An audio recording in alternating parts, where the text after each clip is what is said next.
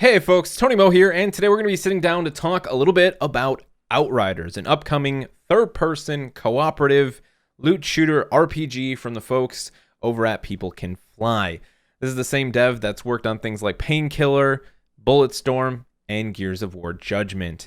I actually don't know that People Can Fly has had like sort of a main developed release in a while now, so I'm guessing that Outriders is the game they've been working on for quite some time now. We actually got to see the reveal for it last year, I believe, at E3. It was quiet for maybe like 3 or 4 months, and then about 5-6 months ago, we got like the first gameplay reveal that showed off, essentially like, hey, this is the general idea of what Outriders is going to be all about. And now their community team has started doing monthly live streams. We got the very first one today. These are a combination of raw gameplay demonstration and deep dives on mechanics, questions that the audience has about the game, and even deep dives on individual classes. Like today we got to see the Trickster along with this little gameplay demo of the Pyro. They talked about the UI design and the ability for players to completely modify their UI, ripping parts of the UI away, putting them back on. Doesn't look like you can move things, but you can at least toggle them on and off, which I think is pretty cool because I like a very minimalistic UI whenever possible. Things like the abilities we're seeing at the bottom of the screen right now, I would probably just memorize my abilities and turn those off entirely. I just like that that's an option, right? And I really do just want to say kudos to the team for having this sort of transparency moving into the game's release later this year. It doesn't have an exact release date yet. It is going to be sometime in holiday 2020. This is a cross-gen title, so it'll be on current generation consoles, PlayStation 4 and Xbox. It'll be on next-generation consoles for Sony and Microsoft, and it will be available on PC. It is 3-player co-op, third-person only. It does have a cover mechanic, but I would not call it a cover-based shooter. It looks extremely ability-focused, and I'm absolutely into it. This is a game that I was excited for when I first saw it. I liked the art direction. I love People Can Fly. I don't think they've made anything that I didn't love, and it's cool to see them sort of diving into the world of the loot shooter. I also like the presentation that they've had so far in terms of how is this game going to come out? How is, the content feed going to be, the content drip, if you will? Is it monetized? Is it games as a service? And what we know right now, or at least what the devs are talking about right now, is that it is not a game they're going into as games as a service. This is about just releasing a product. And this is something that I harped on heavily when I criticized Anthem, even before release and then after release, was I don't want to see this release of like, here's some stuff, and then in like 3 months we'll add a thing, and then we'll add a thing, and then we'll add a thing. I understand that when you start talking about big, large-scale projects like Destiny, they're super high budget, they're super difficult to make. Ask any developer, and they'll tell you that games like that don't get made frequently because they're just really freaking hard to make. So the idea that Outriders is just pushing more in the direction of 3-player co-op. We're not doing like any insane shared world stuff. We just want to make a game that you can play at launch that has, 50 plus, 100 plus hours, that has replayability, that has world tiers, that has all this loot, that has the ability to pick a class and then really make that class your own. And they've done a good job of showcasing that. And I think especially today, and one of my favorite things about the live streams and the way that they did this very first one is that it's not just about answering questions with a face on a screen saying words. It's here's the questions you want answered, and here's a demonstration of them in-game. That's what people want to see. That's the level of transparency people want to see. That's the thing that's going to get people on board for your game because you're clearly demonstrating what your game is about.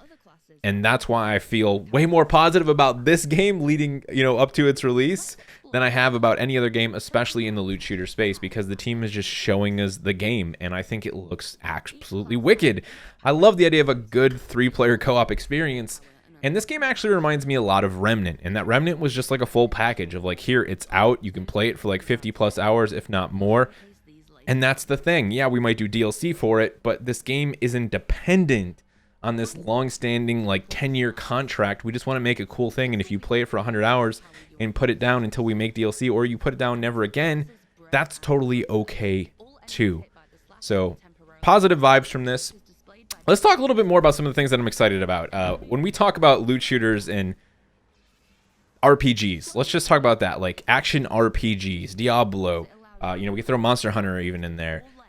Remnant, for example. Destiny, throw that in there, right? I like the downscaled versions.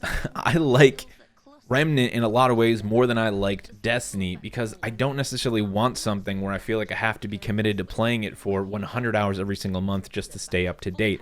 I want something I can sit down and I enjoy it because I like the replay value of it. I like the idea of going back in and playing another class, running through the campaign again, getting to max level, finding loot, and just having a good time with my friends. That's the thing, in my opinion, that makes Monster Hunter one of the most superior replayable experiences on the market, is that it doesn't rely so heavily on these like constant crazy update cycles that, you know, modify the meta and, you know, evolve the game.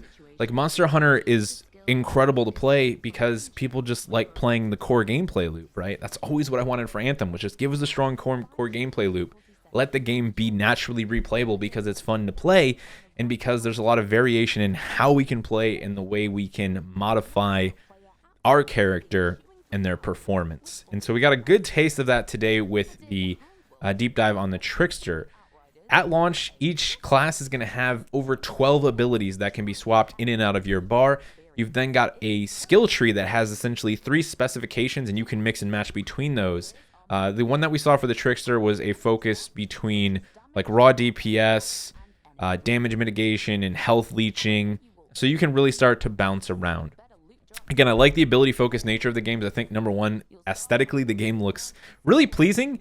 It does seem like they're kind of unhinged in terms of some of their aesthetical design on the weapons, but I believe a big part of that comes with the narrative, the fact that you've landed on this alien planet, you've been infused with these mysterious powers, and so you see the mechanical, more human designs meshed with the organic designs. And some of the legendary weapons they've showed off already look absolutely bonkers in the best way. Some of the armor we've seen looks crazy.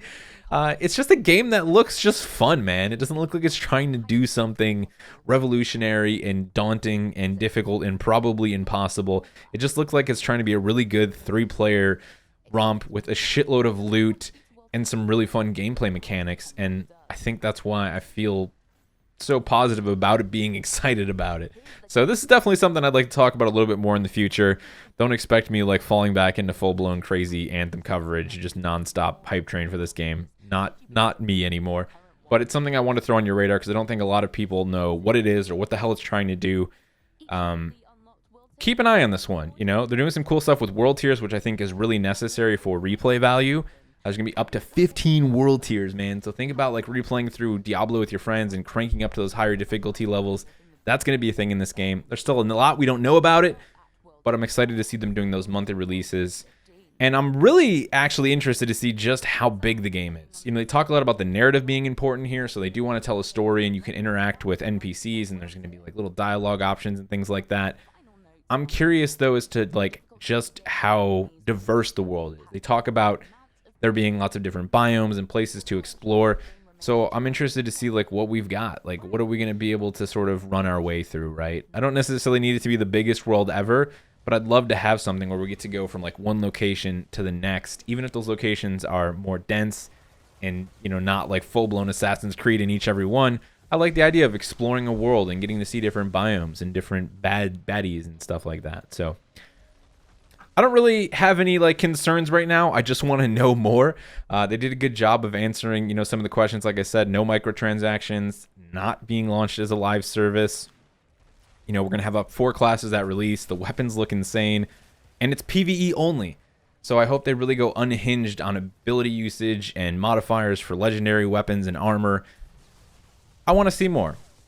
This is Outriders. Feel free to check it out for yourself. I'll have a link to their live stream as well. It's all done through Square Enix. I'll also have a link to their YouTube channel if you want to check out the live stream that happened today. You can watch all of the footage I've showed off in its entirety.